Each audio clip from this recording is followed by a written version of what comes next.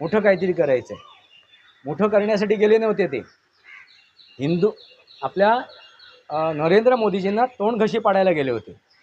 कारण समोरासमोर तोंड द्यायची त्यांची ताकद नव्हती, नजरेला नजर भिडवायची ताकद नव्हती.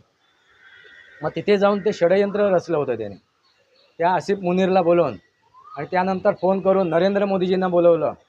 आणि नरेंद्र मोदीजी जर लगबगीने गेले असते, जर पूर्वीचे या देशातील पूर्वीचे जर कुठले पंतप्रधान असते तर लगबगीने गेले असते. कारण या जगावरती राज्य करणारा अमेरिकेने बोलवलं आहे म्हणून ते धावत पळत गेले असते. पण नरेंद्र मोदीजी अमेरिकेला समजून आहेत, ओळखून आहेत. कारण ते भारतवर्षातील एक नेते आहेत. त्यांना भारत संस्कृती माहिती आहे, संस्कार माहिती आहे, त्यांना श्रीकृष्ण माहिती आहे, श्रीकृष्णाची नीती माहिती आहे, चाणक्य नीती